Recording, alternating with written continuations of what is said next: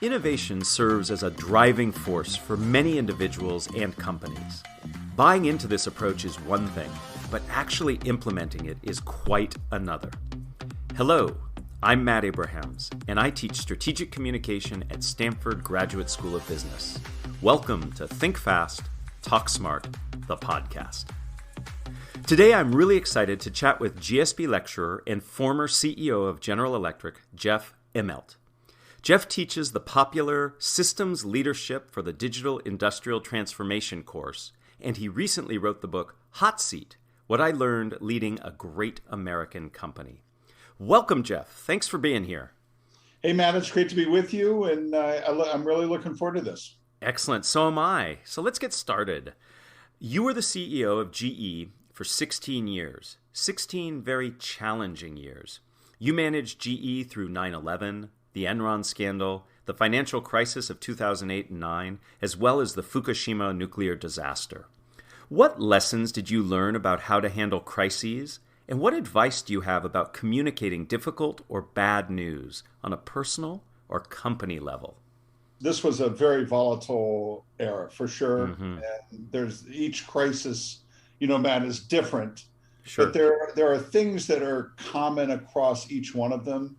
I think good leaders absorb fear. So you find ways to take a lot of bad news, reflect on some of it with your team, but absorb a lot of it. And I think keeping your cool is a key aspect. You learn to manage two truths at the same time, which is things can always get worse, but you don't want to give up on the future and what that can hold. You learn how to make decisions in a crowded room. So you don't have the luxury of saying, let me study that for another week. You have to make tough calls and do them rapidly. And then on communication, I think you really learn that in a crisis, time resets, and you have to communicate more frequently than maybe you're used to, even with sometimes the communications is, I don't know, right? That's part of communication as well. And so I think just the frequency of communication is important because time resets. And then the last thing I'd say is really there's no such thing as perfection in a crisis. This is a pass-fail test, and all you really want to do is make progress. Absolutely. I like that notion of time resetting and not being afraid to say, I don't know, and just making sure that you're communicating frequently can help. Thank you for that.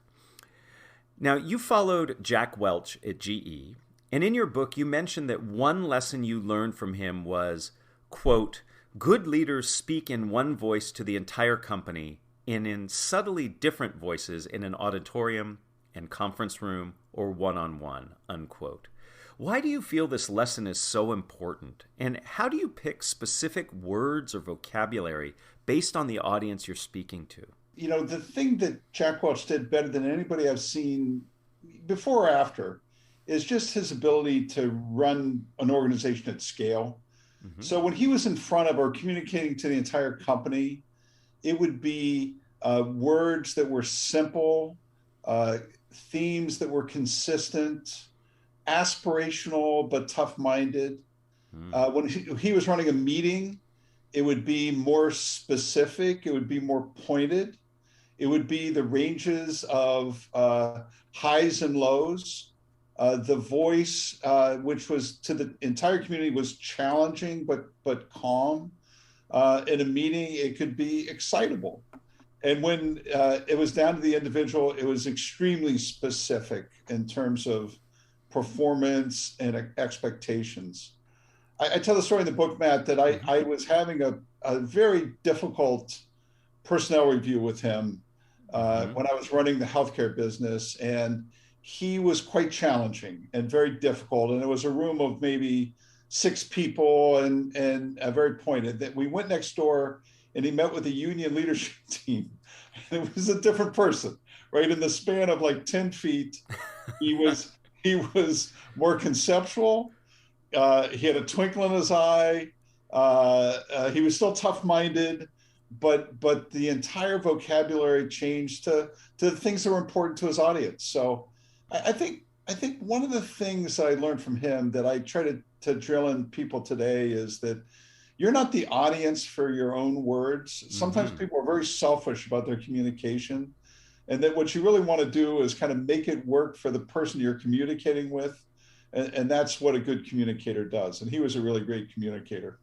So that last point is one that we've heard many times on this podcast, that you have to adjust and adapt your messaging for your audience. You're really in service of their needs. What you're adding to it that I think is really valuable is it comes down to word choice. It's vocabulary, it's lexicon. You have to think not just about what you're trying to say, but the specific words that can have impact for the audience you're talking to. And I think your point, Matt, on words is so important. I was looking at some of the papers of my students last week, and just their ability to communicate in very simple phrases, I still think is something that even sophisticated students still need to learn. Yeah, so simplicity and concision, I think, are two guiding principles for both writing and speaking, for sure. I agree, yeah. Turning to innovation, how did what you call what-if thinking help you and GE promote transformation? Yeah, so I think, particularly when you're in a big company, a legacy company, you want people to think about not just the way the world is today, but the way it could be. So when we would have technical reviews, we would actually encourage people to describe what a future state could be. So for instance, launching an aircraft that could fly nonstop from Sydney to New York City. Wow. So you can sit and say, okay, it has to have a thrust of thousands of pounds and fuel efficiency of X and all that stuff. And you could put it on a spec sheet and everybody would sit and the engineers would get it, but everybody would kind of just nod their head. Mm-hmm. But if you can describe it in terms of, I want to develop a CT scanner that can freeze the beating heart. I want to be able to image amyloid plaque. I want to be able to have a wind turbine that has zero unplanned downtime. I want to fly a plane from Sydney to New York City nonstop, right? Mm-hmm. Those are the things that what I would call what-if thinking, that basically people could describe the benefit to society, to customers, to their peers. Then we can figure out the rest. And I just think storytelling, mm-hmm. not like Aesop's fables or something like that. Right. Storytelling that has an outcome is very aspirational, and engineers can leave a meeting and say, okay, now I know what I'm going to do. It's going to have 115,000 pounds of thrust. That's pretty awesome. But what it's really going to do, it's going to deliver people nonstop around, halfway around the world. So I think that's key, particularly in driving change at scale. So painting that picture, telling that story to help motivate people, but also instill in their minds what you're trying to achieve, rather than just listing bullet points and specific specifications, is what makes the difference. Exactly. And again, I think it goes back to, what we were talking about before, Matt, which is, you're in a room of 120 engineers in an aviation business. They know how to read spec sheets, right? They know that.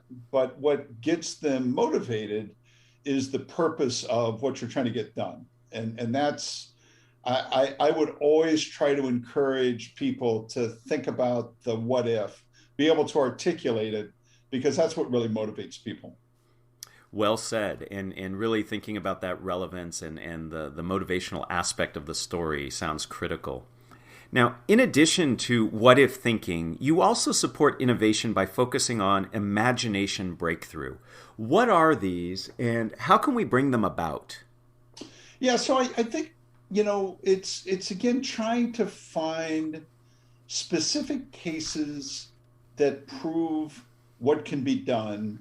And I think if you can plant seeds, in let's say a dozen or 15 or 20 imagination breakthroughs, they have a multiplication effect, because it says to people, look, if they did it over there, we can do it here as well. And so what we try to do is just put a spotlight on things, just to say, hey, look, we're going to do a 10 megawatt wind turbine. We're going to put a spotlight on it, not because it's necessarily going to be the biggest, or not because it's necessarily the most important, but we want everybody to see what's possible in the organization that they can rally behind. And so what you find is that by putting a spotlight on specifics, the general takes care of itself, right? So if you want to make a company that's faster and more innovative and focused on the markets, and you're leading at scale, so you've got hundreds of thousands of employees, you can't just go say, okay, everybody go try harder. You basically say, look at these 10 things we did.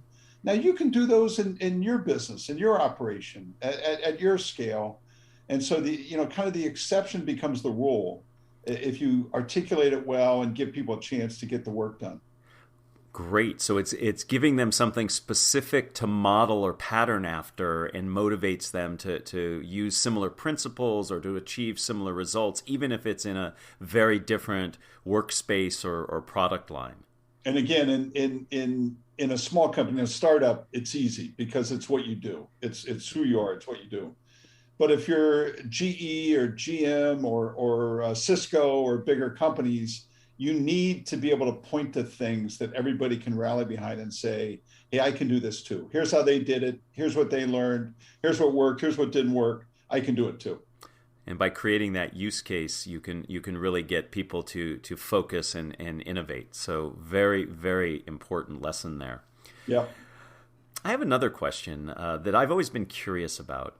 In my experience, companies often have brilliant, talented people who can really help with innovation and moving ideas forward, yet they struggle to communicate their ideas and get them heard. What advice do you have to help those folks maximize their impact and get their voices listened to? Yeah, the first one is for the boss. I can't tell you how many times after a meeting I would go to some people and say, talk less. And I would go to other people and say, talk more. And that was maybe the most frequent feedback I gave over a 35-year career. I think some of it is just confidence that people think they have to be perfect in order to open their mouth. And I think it's giving, in your own, self-confidence of practicing the art of listening to your own voice, hearing the vocabulary that you like to use, watching the room to see what impact you're having on others. And I just encourage people that it's not selfish, and don't be shy. Just learn to listen to your own voice and develop your own confidence. And then what I would say, Matt, look, in meetings, there's 4 types of people. There's people that are always on point. There's people that are never on point. There's people that know the answer but won't raise their voice. And there's people that are, no matter how much you try to engage them, they're going to sit back and say, I told you so. Right. Meeting. And, your job as a manager is to find category 3, the people that know the answer and just won't raise their voice and go around room and point on people and say, what do you think? And the job for your students or for people that are listening to the podcast is to just give it a try. Just practice. Practice. It doesn't have to be perfect.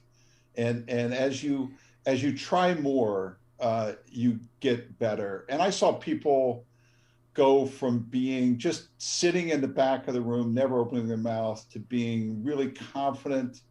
And it was just about practice. So many things there I want to unpack. First, I am so impressed that you would just go up to people and say, hey, I need you to talk less. I think that is very, very important for leaders to be able to do that bluntly but politely. Yeah. The notion that you brought up of it doesn't have to be perfect echoes something we've talked a lot about on this podcast when we've talked to people who come from a improv mindset. There's a wonderful saying in improv, good enough is great. And just giving yourself permission to just get it out is really a nice first step for those who are reticent. And this notion of practice is critical. Record yourself, try saying things out.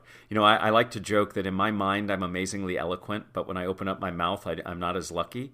And it takes that practice to get you better at that. So lots of... I would say, Matt, beyond that, I was, at the end of every day, I would go to bed a failure saying, God, I wish I had said this differently. I wish I had, had a different turn of the phrase, or I just did a crappy job at that Mhm. presentation. And, I was always learning. I never gave up trying to be a better communicator. My daughter is 34 now, but she would come with me sometimes and she'd say, Dad, you're a pretty good public speaker. How did that happen? I said, because this is the 50,000th public speech I've given. Right. I've stunk a lot of times, but when you've done 50,000 of these things, you get better at them. That's right. So getting the practice in really does help. But I really that last point is so important in all of the strategic communication classes taught at the business school at Stanford. We really reinforce this notion of reflection. So Yeah. even though it might have made you feel bad, Jeff, the fact that you were thinking about how could I have said that better? What could I have done differently? Ultimately, I'm sure helped make you better. And so that Yeah. reflection is critical. I say sometimes that leadership is a journey into yourself. It's Hmm. self-renewal, self-reflection, self-confidence. It's going to bed, kind of scratching your head and saying, "Man, I'm not as good," and waking up the next morning and trying it again. And I think that's what matters. That's so motivational, and I think all of us could benefit, not just in our business life, but in our personal life, taking that same approach. So before we end, I'd like to ask you the same three questions I ask everyone who joins me. Are you okay with that? Absolutely. All right, here we go. Question number one. If you were to capture the best communication advice you ever received as a 5 to 7 word presentation slide title, what would it be? Speak simply. I love it, and that was such a simple answer. You modeled it. Sure. Uh, One of my mentors, was a guy named John Opie. He was a vice chairman, but he was just a tough-minded operating guy. yeah. And I was kind of in the middle of my career, and I was giving a presentation in the boardroom. Hmm. It was during a difficult time, and he grabbed me as I'm walking out, and he said to me, Jeff, you could have done all that in 1/10 the amount of words and charts. Just remember that. Be simple, be specific, be to the point. It's what everybody appreciates. Yes, and people who've listened to me speak before know that I love this quote my mother has often told me personally in the same way you got your advice. Tell the time, don't build the clock. Exactly. And Exactly. all right, let's move to And number. it goes back, I'm sorry, Matt, it goes back to what you said earlier, which is you're not the customer of your own words. Yes, You're really trying to convince others to take action in some way. And so many times people forget that. absolutely they do. That's right. It's not about you, it's about them. Yeah. Number two, who is a communicator that you admire and why? I'm going to pick a funny one, maybe. Okay. I'm going to pick Bill Belichick, who is the coach Uh-huh. of the Patriots, Yeah. because he always gets it his way, right? In good days and bad, he's disciplined.